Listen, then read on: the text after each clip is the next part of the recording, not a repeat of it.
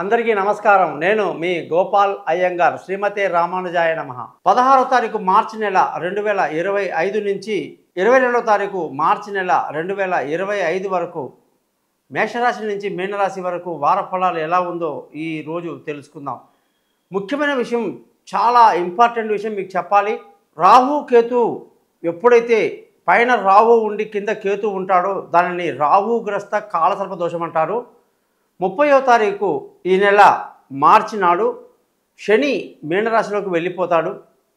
వెళ్ళినప్పుడు రాహు కేతు మధ్యలో అన్ని గ్రహాలు వచ్చినట్టుగా మనకు లెక్క.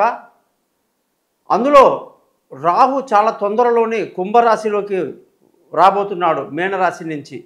అదొక చాలా ఇంపార్టెంట్ పాయింట్. మే మంత్లో కేతు కూడా సింహరాశిలోకి వస్తున్నాడు.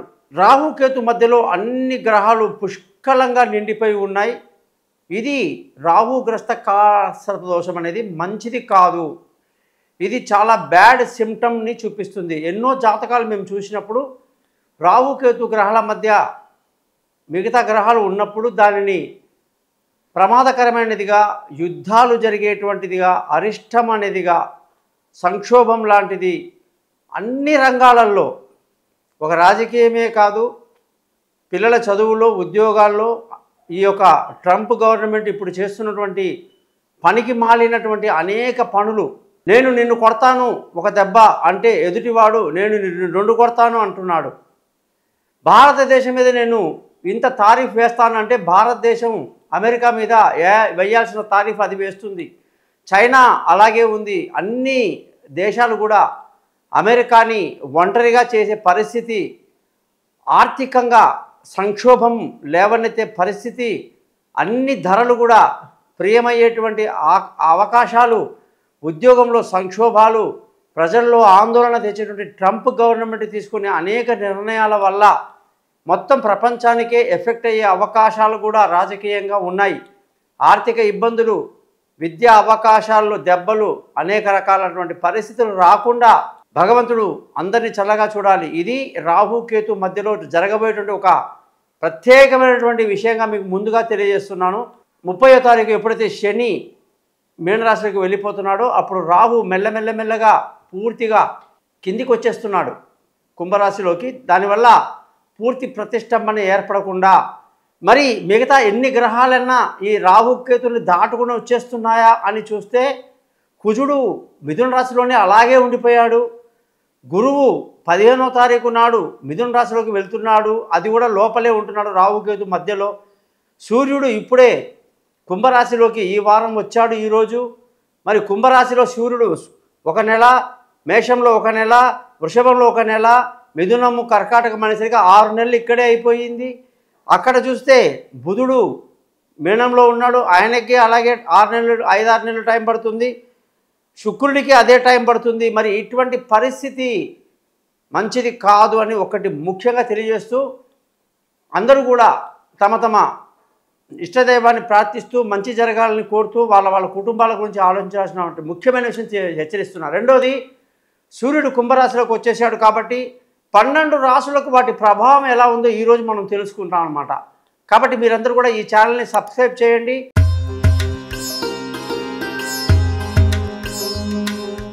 మీనరాశి వాళ్ళందరికీ కూడా 16వ తారీఖు మార్చి నెల 2025 నుంచి 22వ తారీఖు మార్చి 2025 వరకు వారఫలం ఎలా ఉందో ఈరోజు తెలుసుకుందాం. ఈ వారం సూర్యుడు కుంభరాశిలో నుంచి మీనరాశికి రావడం వల్ల మీనరాశి వాళ్ళందరికీ కూడా ఆరోగ్యం పట్ల తీవ్రమైన ప్రభావం అనేది చూపిస్తుంది. మీనరాశి వాళ్ళు ప్రతి ఒక్కళ్ళు కూడా ఆరోగ్యం పట్ల శ్రద్ధ వహించాలి. శత్రువుల మీద ఒక కన్నేసి ఉంచడం మంచిది. రుణ ఒత్తిడి కాస్త ఎక్కువగా ఉండే అవకాశాలు ఉంటాయి.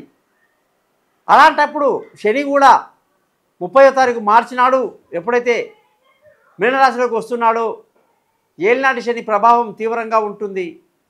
మరి అనేక రకాల జాగ్రత్తలు తీసుకోవటం, శనిగ్రహ పరిహారం, సూర్యగ్రహ పరిహారాలు చేసుకోవటం, ముఖ్యంగా మీ రాశ్యాధిపతి గురువు 3వ ఇంట్లో శత్రుక్షేత్రంలో ఉండడం కూడా అనేక ఇబ్బందులు, ఆటంకాలు, అనుకున్నవి జరగకపోవటాలు, ఇబ్బందులు అన్నీ కూడా ఉంటాయి. వాటికి కూడా గురుగ్రహ పరిహారాలు, ముఖ్యంగా ధన ఆదాయం బాగుంది, కుటుంబ సంతోషం బాగుంది, పిల్లల చదువులో మంచి గుర్తింపు, రాణింపు కనిపిస్తూ ఉంది, బంధువుల స్నేహితుల సహాయ సహకారాలు పెద్దగా లభించదు. అలాగే మానసిక ధైర్యాన్ని ఏమాత్రం కోల్పోకుండా ముందుకు వెళ్లాల్సిన పరిస్థితి కనిపిస్తూ ఉంది. విలువైన వస్తువులు, భూములు, ఇల్లు, వాహనాలు, ఆస్తులన్నీ కూడా ఎంతో అనుకూలంగా ఉంది. లావాదేవీలు లాభదాయకంగా జరుగుతాయి. తల్లి ఆశీస్సులు, ఆరోగ్యం బ్రహ్మాండంగా ఉంది. పిల్లల యొక్క చదువులు, వాళ్ళ యొక్క భవిష్యత్తు, విదేశీ యానాలు, దూర ప్రయాణాలు అనుకూలంగా ఉన్నాయి. తెలివైన నిర్ణయాలు తీసుకుంటారు, బాగా ఉంటారు. భార్యాభర్తల మధ్య పరిస్థితి ఎలా ఉందంటే చాలా అనుకూలంగా ఉంది. మంచి తెలివైన వారు మీనరాశి వాళ్ళు భార్యని మాట వినడం, మీనరాశి వాళ్ళైతే భర్తలు, లేదా భార్యలు మీనరాశులు అయితే భర్తల మాట వినడం, వాళ్ళు చెప్పినట్టు నడుచుకోవటం ఈ వారం మంచిది. సొంత నిర్ణయాలు తీసుకోవటం, టైం బాగాలేనప్పుడు లేనిపోని ఇబ్బందులకు గురి అవ్వడం తెలివి తక్కువ పని. అందుకే భగవంతుడు పార్ట్నర్షిప్గా మనల్ని ఇచ్చాడు. అన్ని కష్టాల నుంచి బయటపడాలంటే మన జీవిత భాగస్వామి యొక్క ఆలోచనలు పాటించడం, వాడు చెప్పింది వినడం అనేది మీనరాశి వాళ్లకు ఎంతో అనుకూలంగా ఉంటుంది. లేకపోతే అనేక చిక్కులు, వివాదాలు, మానసిక ప్రశాంతత లేకపోవటాలు జరగడానికి అవకాశాలు ఎక్కువ ఉంటాయి. ప్రేమికులకు ఎంతో అనుకూలంగా ఉంది. దూరంగా ఉన్న భార్యాభర్తలు కలుసుకుంటారు. పెళ్లి కాని వాళ్ళకు పెళ్లి కుదురుతుంది. అనుకూలంగా ఉంది. పార్ట్నర్షిప్ బాగా కలిసి వస్తుంది. అదృష్టంగానికి వస్తే అదృష్టం చాలా బాగుంది. మంచి అదృష్టవంతులు అవుతారు. తండ్రి పెద్దల ఆశీస్సులు బాగున్నాయి. ధర్మ మార్గంలో నడుస్తారు. మంచి గురువు యొక్క సలహాలు తీసుకోండి. గురు మంత్రాన్ని చదవండి. గురువు యొక్క ఆశీస్సులు బాగుంటాయి. ఉద్యోగంలో ప్రమోషన్లు, ఇంక్రిమెంట్లు, పై అధికారుల ప్రశంసలు, కొత్త ఉద్యోగంలో అవకాశాలు, ఇంటర్వ్యూలు సక్సెస్ అవ్వటాలు, వీసాలు సమయానికి రావటం, అనేక రకాలుగా ఉద్యోగంలో చాలా బాగుంది. తెలివైన వాళ్ళు ఎక్కువగా ఉద్యోగంలో సమయాన్ని వెచ్చిస్తే చాలా మేలు జరుగుతుంది.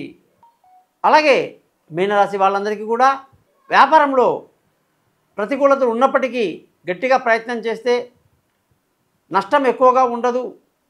వ్యాపారం పట్ల శ్రద్ధ వహించాలి. ఉద్యోగం పట్ల కూడా ఎంతైనా సరే శ్రద్ధ వహించడం ఎంతైనా మంచిది. మీరందరికీ కూడా పూర్వభాద్ర 4వ పాదం, ఉత్తరాభాద్ర 4 పాదాలు, రేవతి 4 పాదాల్లో జన్మించిన వాళ్ళు ఏలినాటి శని ప్రభావం ఉంది. మన టైం ఎలా ఉంది, మన జాతకంలో గ్రహాలు ఎట్లా ఉన్నాయి, మరి సూర్యుడు ప్రతికూలంగా ఉన్నాడు, గురువు ప్రతికూలంగా ఉన్నాడు, శని ప్రతికూలంగా ఉన్నాడు, నెత్తిలో రాహు కూర్చున్నాడు.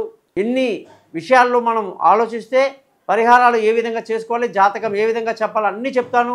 50 పేజీల జాతకం PDF చేస్తాను. ఈ ఛానల్ని సబ్స్క్రైబ్ చేయడం మర్చిపోకండి. జాతకం వరకు సంప్రదించండి. గోపాలయ్య గారు, నమస్కారం.